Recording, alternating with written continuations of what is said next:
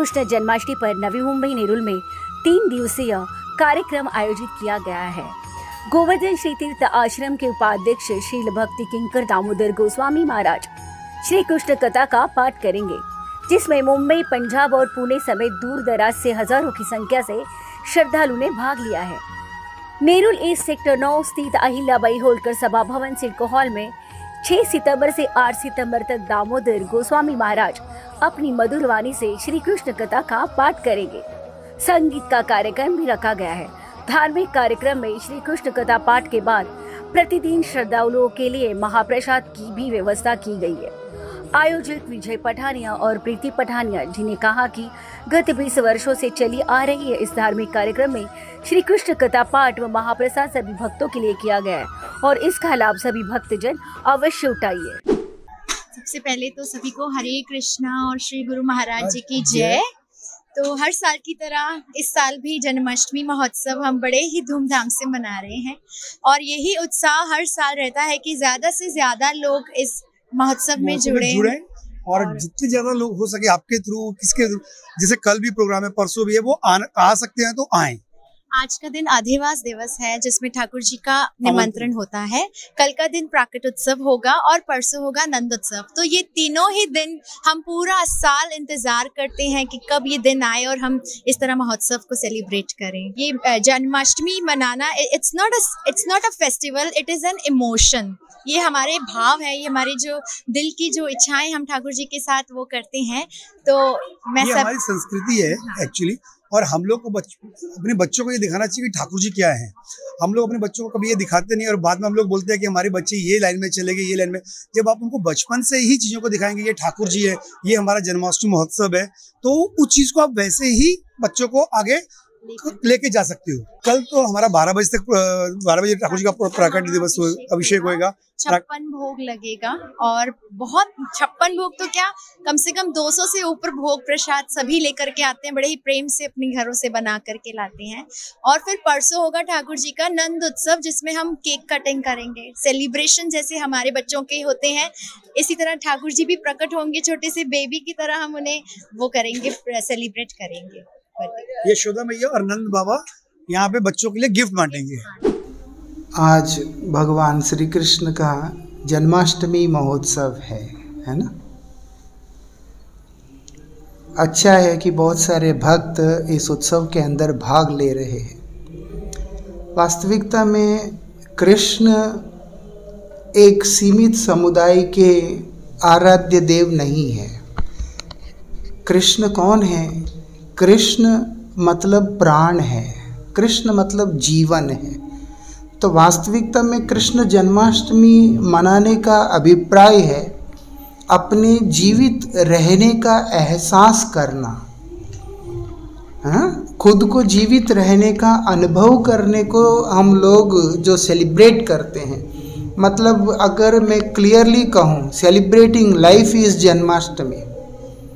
नहीं तो जिस हिसाब से जितना लाइफ आजकल कमर्शियल टेक्निकल हो गया है, उसके बीच में एक व्यक्ति जी नहीं पा रहा है, वो स्ट्रगल कर रहा है। You want me to hold it, है ना, वो उसमें स्ट्रगल कर रहा है, वो सरवाइव नहीं कर रहा। तो वो लाइफ के अंदर जो एक ब्यूटी है, लाइफ के अंदर जो एक स्वीटनेस है, लाइफ में अपने आप में एक जो रोमांस है, हर चीज़ को आदमी मिस कर रहा है। ये एक बहाना है, ये एक इवेंट जो एक बहाना है। एक्चुअल में जो उस प्रेम को सेलिब्रेट करने का एक समय है, एक दिन है, जिसको हम लोग जन्माष्टमी कहते हैं। कड़वा है बट सत्य है। वो ये यंग जनरेशन का कोई गलती नहीं है। गलती जो है हमारे पहले जनरेशन वालों के हैं, वो जो लोगों ने अपने लाइफ से और अपनी वैल्यूज से कॉम्प्रोमाइज़ कर लिया। Actually our previous generation was a foolish generation जो कि कॉम्प्रोमाइज़ कर लिया है। हम अगर इतना डाइल्यूट करते हैं, हम कैसे एक्सपेक्ट करते हैं कि हमारा नेक्स्ट जनरेशन उसको अडॉप्ट करेगा? ये चीज़ हम लोगों को समझना चाहिए। हम बोलेंगे बच्चे बिगड़ गए हैं, कैसे बिगड़े हैं? क्योंकि तुम पहले अंदर से बिगड़े हो, इसलिए लोगों को पता नहीं है।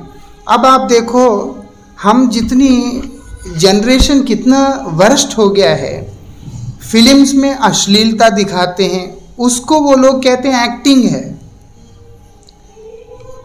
ऑलमोस्ट उसके अंदर इतनी वल्गैरिटी है, लैंग्वेज में स्लैंग है, नुडिटी है, पोस्टर्स नहीं देखा जा सकता, कुछ नहीं दे सकता, वो उनके लिए क्या है, एक्टिंग है।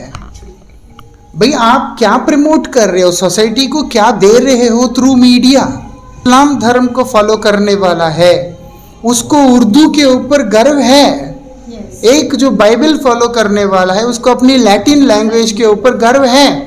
And we are the fools जो कि हमारे देश की अपनी एक गरिमापूर्ण भाषा, विश्व की जो महोन्नतम भाषा संस्कृत है, उसको ना हम सीखना चाहते ना पढ़ना चाहते। जब हम उसी को नहीं सीख रहे हैं, हाउ वी विल अंडरस्टैंड कि हमारे स्क्रिप्चर्स में क्या लिखा है, लिटरेचर में क्या लिखा है, उसकी डेप्थ क्या है।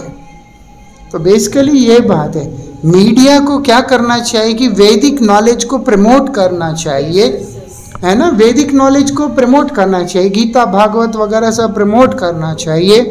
And we have to inspire people to read them. अगर कोई फ़ायदा नहीं हो तो उसके बाद छोड़ो, पढ़ेगा भी नहीं और उसके बाद उल्टा सीधा बोलेगा करेगा, तो फिर जनरेशन डिग्रेड ही होता जाएगा। लगान एक मूवी आया इडियट्स जो बनाया, उसमें एक गाना है, मधुबन में कन्हैया देखे कुछ तो सम सॉन्ग एक है। मैं कई मतलब इसमें राधा कृष्ण की प्रेम को इतना डाइल्यूट करके, डिग्रेड करके, लिरिकल तरीका से प्रेजेंट किया। अब वो सुनने वाले व्यक्ति को it's like Radha is just a normal girl who was in love with Krishna and she is jealous of other girls. तो फिर उस चक्कर में आदमी को कृष्ण के प्रति भगवान बुद्धि कहाँ से आएगा? ये ना हम मीडिया को कैसे प्रेजेंट कर रहे हैं, मतलब हम कंटेंट को कैसे प्रेजेंट कर रहे हैं, बहुत मैटर करता है। हम लोग कभी राधा कृष्ण को स्त्री पुरुष भाव से देखते ही नहीं है। हम ही शरीर नहीं है, जब हम ही बियॉन्ड जेंडर है तो वो लोग एक जेंडर के अधीन कैसे हो सकते हैं?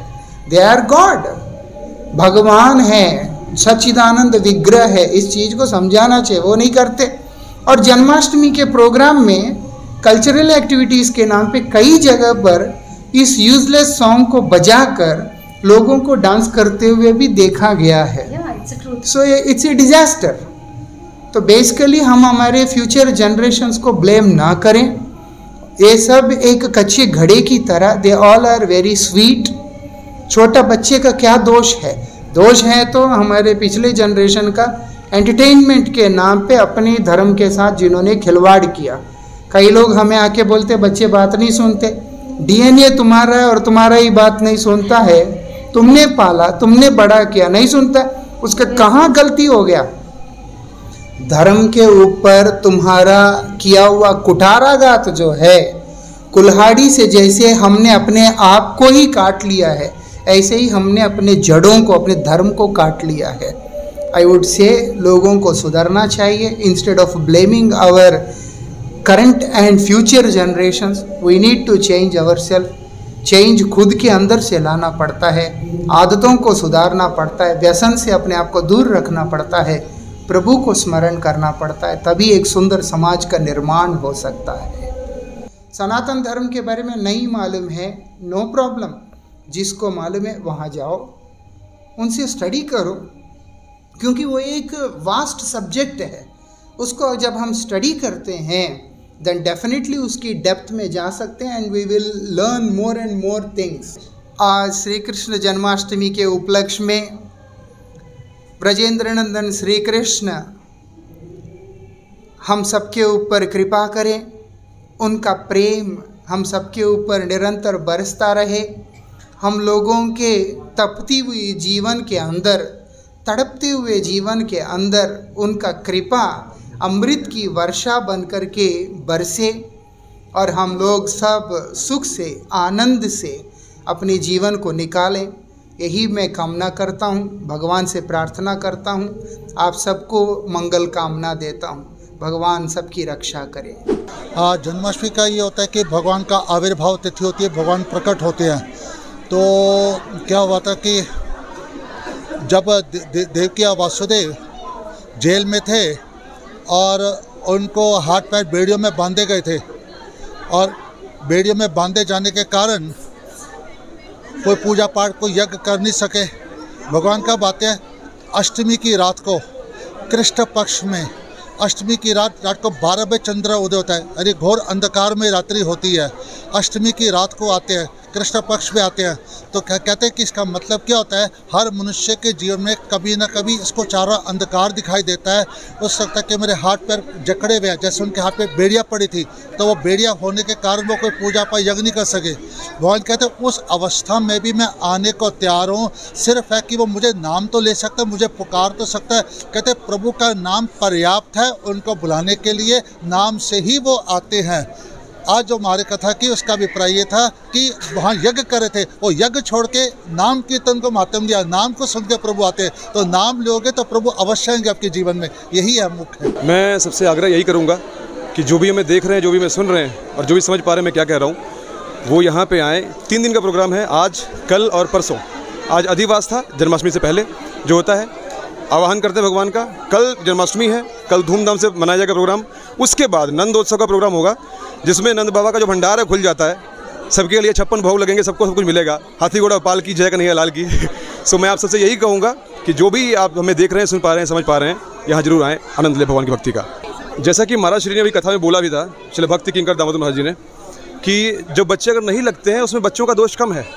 जो अभिभावक है, जो उनके पेरेंट्स हैं, उनका दोष होता है कि वो उनको किस तरफ मोल्ड करते हैं। अगर शुरू से ही वो कहीं ना कहीं उनको पब में, बार में अगर खुद जा रहे हैं वो, तो बच्चे भी खुद जाएंगे, वो देखेंगे पापा मम्मी क्या कर रहे हैं हमारे। सो मेन बात यह है कि अपने आप को अगर लगा दोगे भगवान में, तो आपकी जनरेशन भी ठीक हो जाएगी। शायद मेरे साथ, मैं खुश नसीब हूँ कि मेरे साथ ऐसा ही हुआ। मेरी 3 जनरेशन जो है वो इसमें पहले से ही लगी हुई हैं।